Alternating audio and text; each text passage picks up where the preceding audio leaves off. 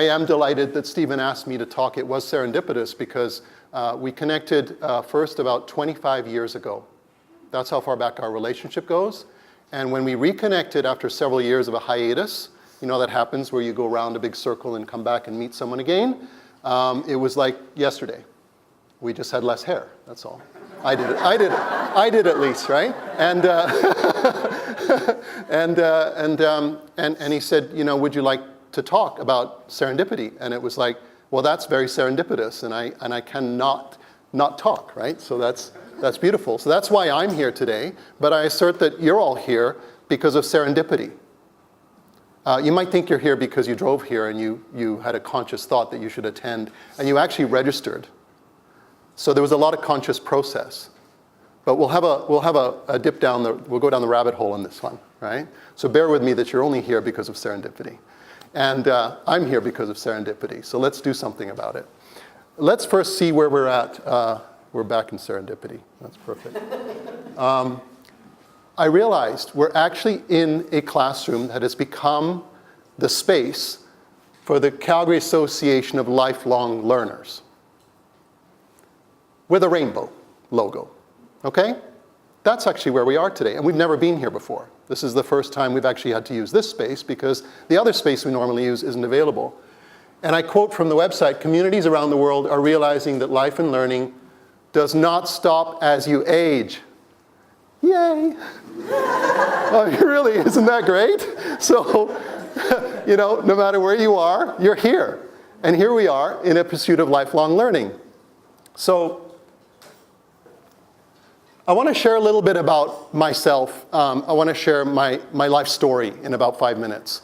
And when I prepared for this, including up till like last night, because that's what I do, last minute, it was an amazing process. And I just acknowledge Stephen is a chance for me to actually confront who I am.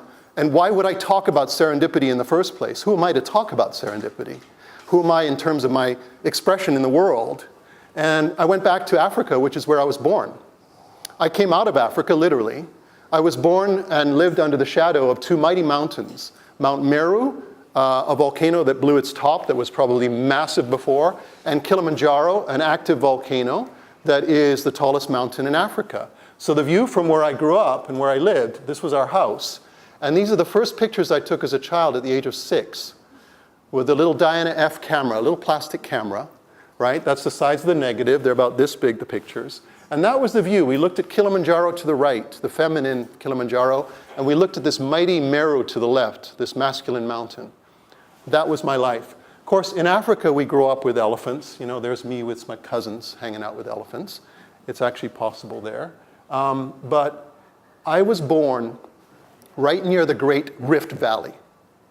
There is a crack in Africa where the continental plates separate, and it's the garden. We've traced genetically our ancestry to Lucy and other friends like that who are about 3.5 feet high. We're wandering around 4 million years. So I grew up and I was born in a place where Leakey, Richard Leakey and Louis Leakey were discovering early man. So I grew up listening to the bones of our ancestors. We used to go on safari on the weekends, and I would have my eye to the ground looking for little knuckle bones or little evidence of the past, trying to hear the stones speak. But at the same time, Apollo 11 was landing on the moon. So there I was in outer space. I was in the stars. I was like this bridge, and I was like, well, do I go here? Do I go here, right? And I wanted to be an astronaut. And my dad said, no, well, you know, here's some challenges, kid. You know, this is how I remember the conversation in Africa. He goes, first of all, you got to be American, right? And I'm like, oh, I'm British, that's not going to work. And then you've got to join the Army or the Air Force. And I'm like, oh my God, I don't want to kill people. So what did I do? I went into archaeology. So I did. I got a degree in archaeology, and this is me with the gang in northern Cameroon, and there's the excavation test pit that we did.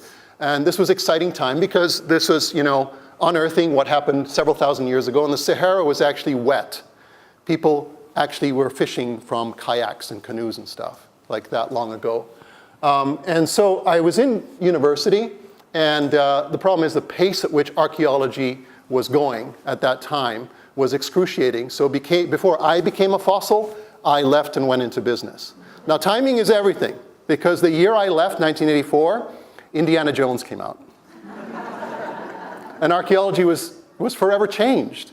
It became sexy to be an archaeologist. And people actually would pay you. You know, you wouldn't have to go chasing grants. So 10 years ago, I stepped on the shaman's path. This was really going down the rabbit hole. And I realized when I first started to do some of my work with the shamans that that's why you did archaeology. All you were yearning for was the voice of the elders. All you were yearning for was the ancient wisdom. You had to get this degree and then skip your anthropology exam and go into business just to be reinforced that you were just after that little piece of wisdom. And this is me with Don Mariano in Peru. So I began to work with elders in Peru, the medicine men of Peru, and I started to work with teachings from the Blackfoot Nation here. And over those 10 years, I had a chance to go back to Africa and work with African shamans. I met Aboriginal shamans in Australia. And, you know, really, the shamans do walk among us. So they're actually everywhere, as we'll see. So the question is, I guess, who is a shaman? It's a funny word.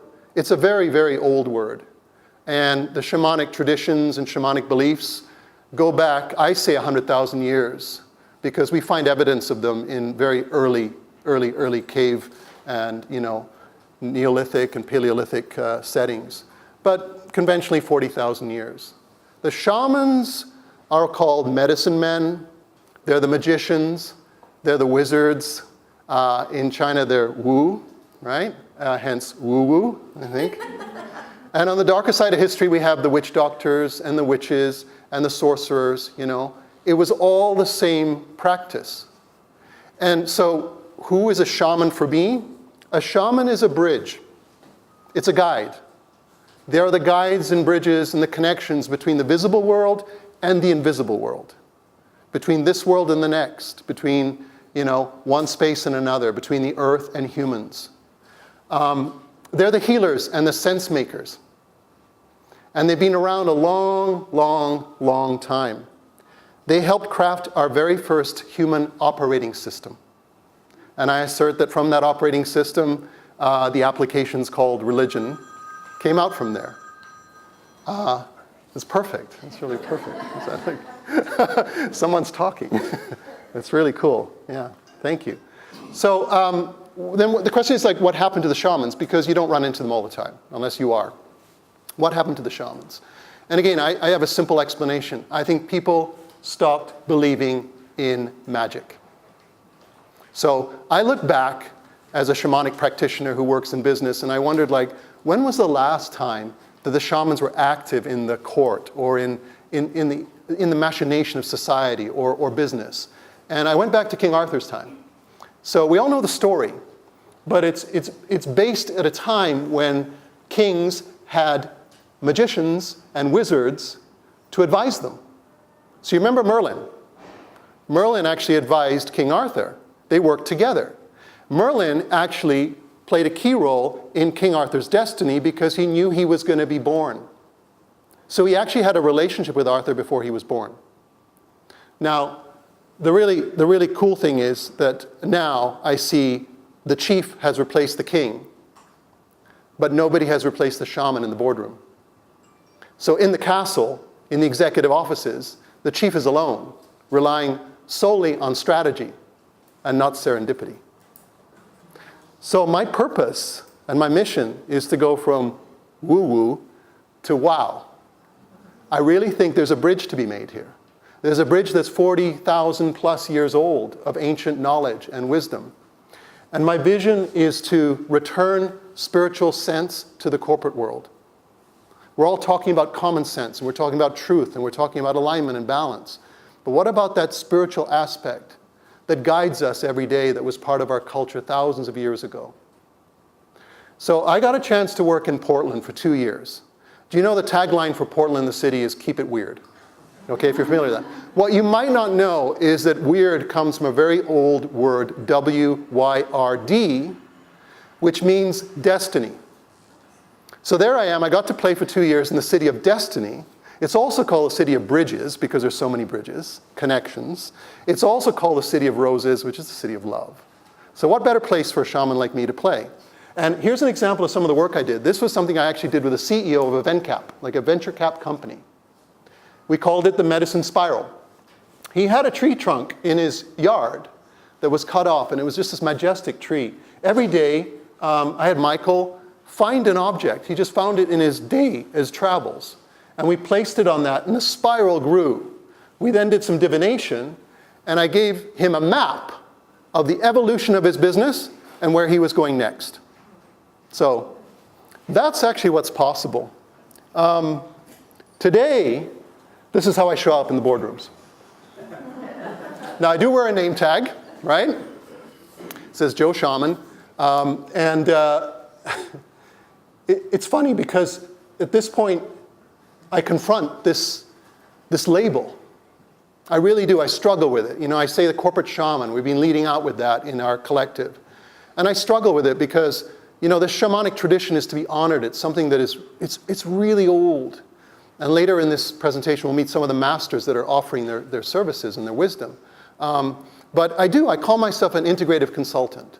I'm grounded in this wisdom, and I want to bring it into the boardrooms. So I started with personal coaching, just one-on-one, and then I started working with leaders, the C-level suite, the executive leaders, and then with groups, and then with organizations, and then with projects, because it actually applies to everything.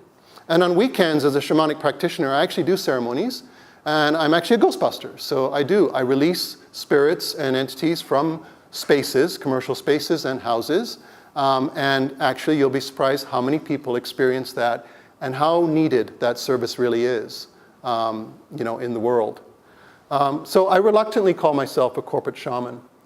How does it apply to the corporate world today in the business that I play in? Its brand is truth. Today among us there are members of a collective I work with, and there are extraordinary people because we've been able to try out vision questing and dream catching and journeys and spirals and wheels. And I'm looking at Maya, who's our creative in the collective. And we've got a chance to integrate this wisdom and offer it to our clients. And in fact, yesterday, we walked in with what we call the blueprint. That was really it was a stylized tree, and it showed the relationship in the whole company between balance and alignment. And it was like a mandala. And we gave this mandala to a financial advisor. And he said, I'm putting it on my wall. I've just been wowed. He used the word, I've been wowed. That's my company. So I know it's possible. There's a place for us to play. So what do? I restore alignment, I restore balance, and I restore integrity. Now let's talk about serendipity. I want to honor Don Mariano. He's one of my elders, and he has shared his wisdom with us. And in the spirit of the shamanic lineage, in the past, there was no school. There was no place where you could go to learn shamanism. You would just learn it because it was integrated into the operating system of the village. You know, your parents would teach you how to find the right herbs for healing. You would go and see the masters because they had this lineage, this tradition of wisdom for thousands of years, and it was just passed on effortlessly from generation to generation. Don Mariano is one of the few surviving elders in Peru. There may be 8 or 10 of them who really hold the ancient teachings and are teaching their children to pass it on. These are the descendants of the original light keepers, the ones that came across the Bering Strait 20,000 years ago. And they're holding the same wisdom. So in the tradition of ancient indigenous peoples, wisdom was shared in stories. So I'm going to tell you 3 stories, right? You've heard of talking sticks and talking stones. But stories are the way wisdom was shared. Well, knowledge was shared. And then the kids would go out and do it. And then they would get experience. And that knowledge became wisdom. And it really worked. So let's start with story number 1 about serendipity. It's 6 years ago. And I'm in a forest. And I'm on a little mini vision quest. And I'm building this drum. And I go on a journey.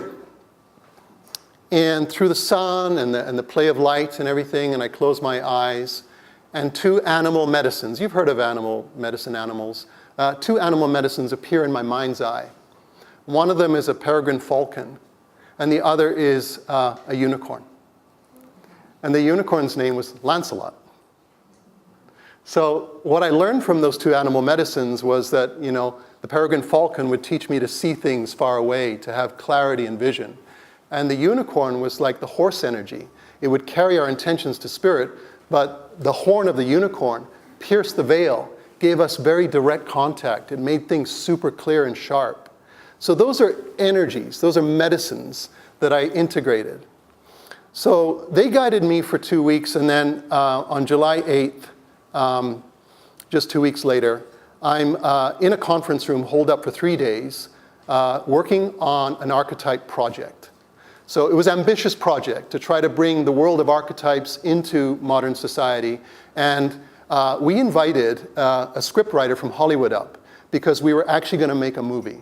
So this guy was hired. His name's Larry Karnarski. He's a scriptwriter and a consultant from Los Angeles. And he came up and he held us into this conference room for 3 days as we worked on the script. You know how you do that? It's intensely and it's going on, right? And we came out. And we ended it, and we were going to go for lunch. And we left Larry to just walk around the parking lot in Waterton National Park. And we went off for lunch. And about half an hour later, Larry walked in to meet us for lunch. And he very gingerly came in, sheepishly, and he said, and he's a serious kind of dude, right? And he goes, I don't know, but I found this thing, and I think I have to give it to you, Nicholas. So, Waterton, full of bears and elk and deer and all that. And Larry finds the only unicorn, right, in Waterton National Park. He finds Lancelot. He really does. It's real. What was my lesson? Unicorns are real. And he didn't know why. I have no idea what child or what the story is behind this, why there was a unicorn in Waterton National Park, but it didn't matter. Because at that moment, the unicorn appeared for me. So what were the lessons? Medicine. I mentioned medicine. So for indigenous people, anything that was useful was medicine. It could have been a stone, a plant, an animal, a bird, a mountain. Some medicines are really powerful. The energy of a mountain, the energy of a river, the energy of a lake, the energy of the earth itself, of planets and solar system around us, right? But we need to recognize the inherent value. For us to access serendipity, we need to recognize the inherent value of medicine in everything.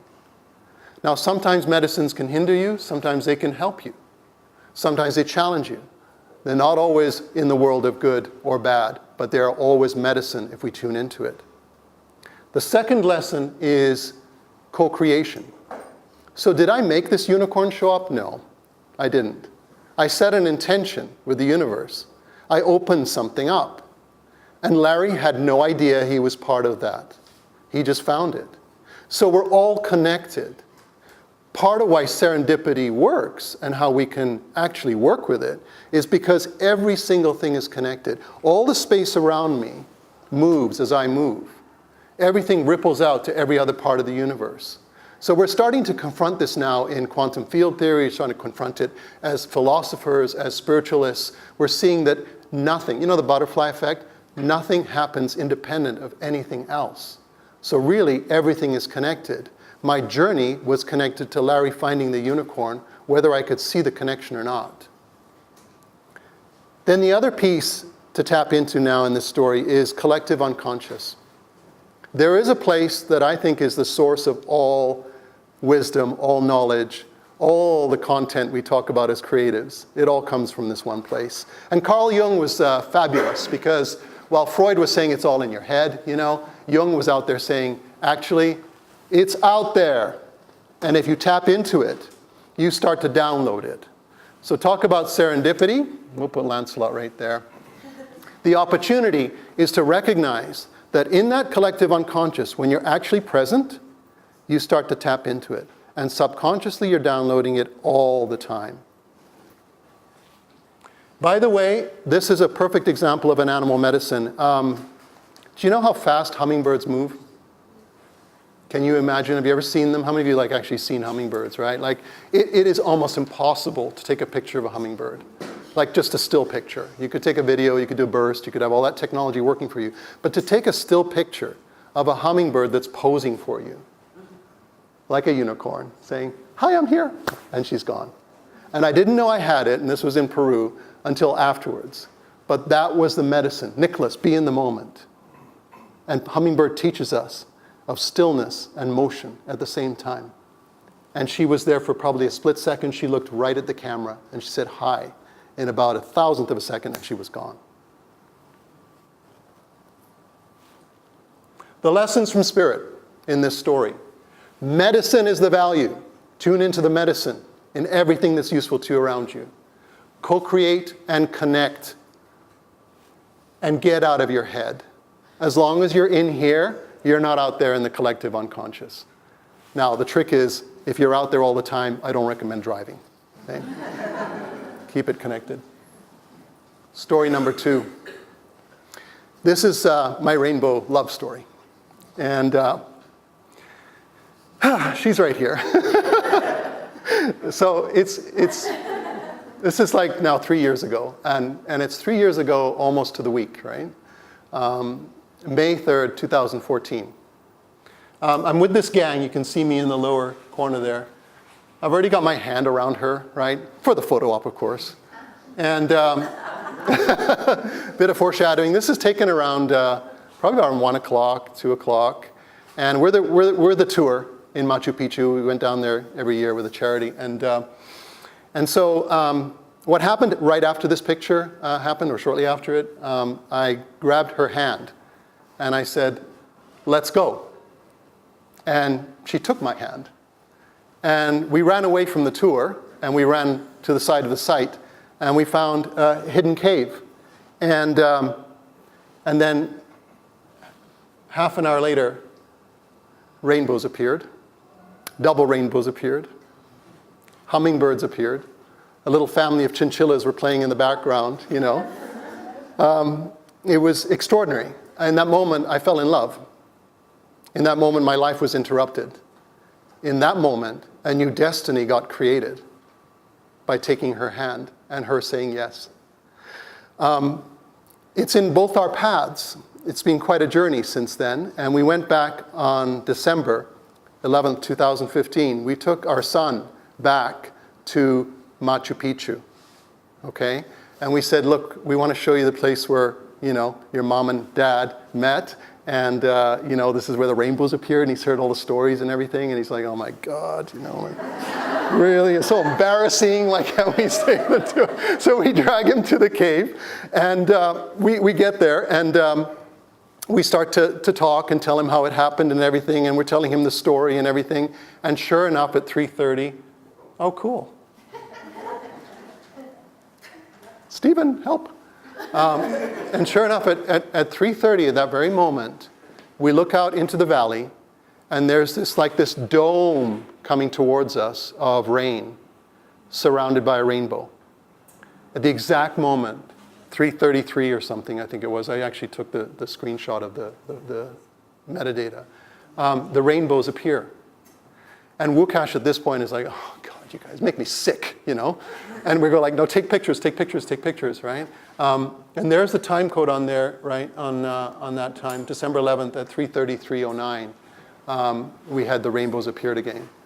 So what's actually happening here? What's actually happening for these two people? And I do have to introduce her, Kasia. Just like to say, 3 years later, she's still here. What actually happened to these two people when I talk about magic, right? The lesson from this story. The word comes from ancient Persian and Greek. It's got nothing to do with magic tricks or a show or sleight of hand or how well you can use a card deck or something. It actually talks about magicians and shamans. It's where the term came from, the magus.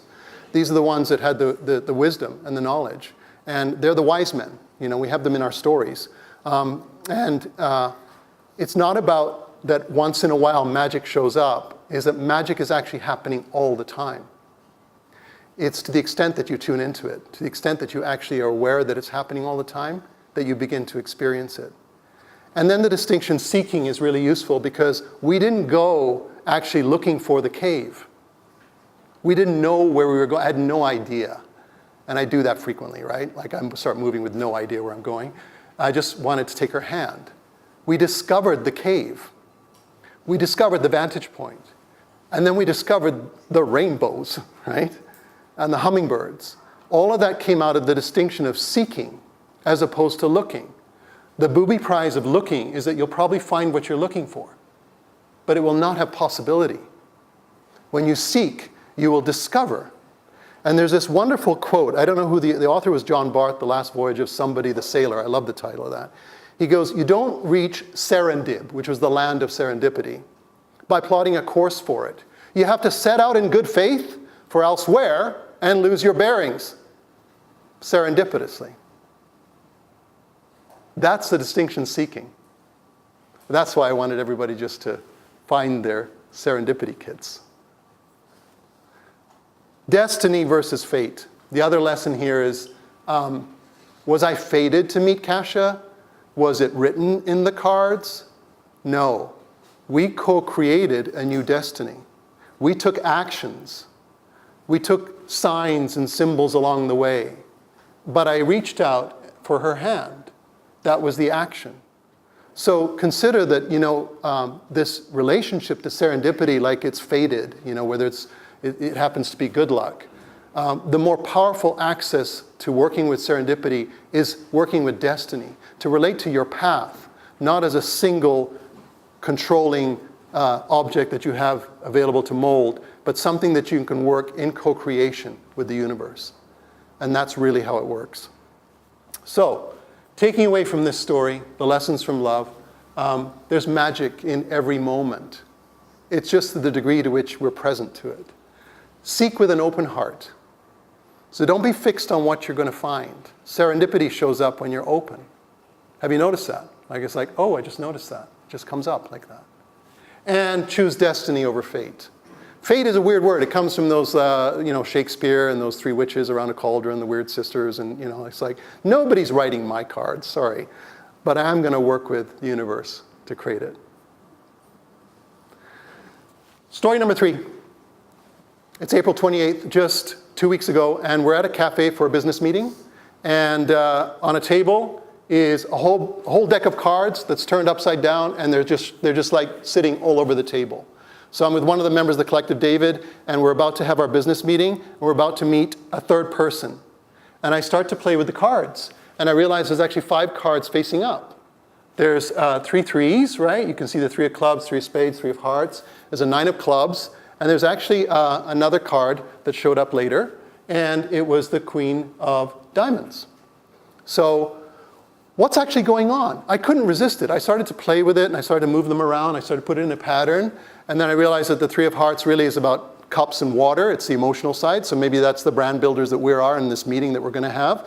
And maybe the 3 of Spades, because I know it's connected to air and swords and strategy. That could be about leadership. And the 3 of Clubs or wands and fire or leadership. So the 9 of Clubs is an outcome. I was just like piecing this all together. It was that fast. And then the person we were about to meet in the business meeting shows up. The third person. And suddenly it's getting really weird, right? Because now we have 3 tulips, we each drinking a village beer, okay? There's 3 cards on the table, and there's 3 of us meeting. So what does he say? He says, I want to talk to you guys about doing a 3-part workshop. And the first part, I don't know, you guys are the brand builders. I'm not a brand builder. I'm a real strategist and everything. I do business proposals and everything. I'd like to get, you guys do the brand building, the touchy-feely stuff and all that, right? That's how he talks. But I also want to talk about leadership and business planning and things like that. And I also want to have a financial guy, talk about raising the money and everything, and bringing that in, and the strategies for raising money. And I'm like pointing to the cards and going like, what just happened? Right? How perfect is that? So what were the lessons from story number 3? Awareness and listening. The universe is talking all the time.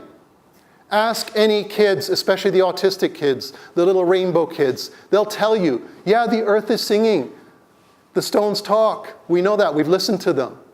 It's talking and whispering all the time. Sometimes it does whisper, though, so you have to really listen. How do you access that? Awareness is a function of being present. When we're really here in the moment, we'll hear the voice of the universe. The second lesson is to understand the realms of reality. Sometimes the cards are just cards. But in this case, there was a symbolic presence to them.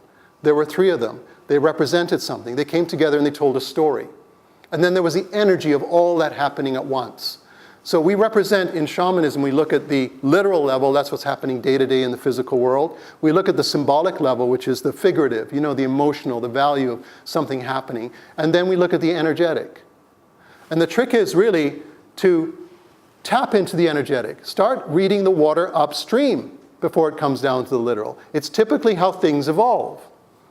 And then there's the matrix. The third lesson in this was this idea of illusion and reality. And I'd like to share one thing with you, which I had a bone to pick with the Matrix later on, is that Neo was only given two choices. He could either take the red pill or the blue pill. He could either enter into the Matrix or stay in the reality, which was actually the illusion. So I'm asserting and offering that there's a third pill. It's purple. The universe is talking, so listen. Listen to it. You want to tap into serendipity? Listen to the universe. It's there talking all the time. Read the water upstream before it comes downstream into the literal, and swallow the purple pill. Let's go back to the definition of serendipity that's in the universe right now in our current understanding of it. You might have looked it up, you might have seen it at some point. It's an aptitude for making desirable discoveries by accident. I don't think so. And it's just good fortune or luck. None of that gives you any power in the matter of serendipity. None of that gives you a chance to work with it. So I'm offering you a new definition. Serendipity as a noun is real like unicorns. That's the first thing to get. Serendipity is accessed by surrendering to destiny. Do you know the root surrender, the root words sur, meaning to above or over, like surprise, surmount, and then render means to make something. Like we render a drawing, or we render something into something else. So really what surrender means is not to give up to your enemies, but actually rise above so something greater comes along. So surrendering to destiny gives a chance to allow things to happen. And the third definition, it's a function of awareness and listening. The more connected your mind is, the more real unicorns will become. The more open your heart is, the more rainbows you'll see. The more aware your body is, the more you'll experience the matrix. You have an opportunity now to go out into the world and play. And in the envelopes that you discovered as you came in, okay, you're welcome to open them. And if you didn't discover one, they're all over the place. You just have to be aware and look at the windows and the edge of the walls. And those are your serendipity kits. So you have a choice. You can swallow the red pill, the blue pill, or the purple pill. The purple one's much bigger. You have an image. You can connect it to the day, you can connect it to the week, you can connect it to your life or not. And you have a little bit of the earth, a stone, that's probably just for you, that was found yesterday and put into those envelopes. And that's for you to connect, okay? So I'm just looking to see how many people are eating the purple pill.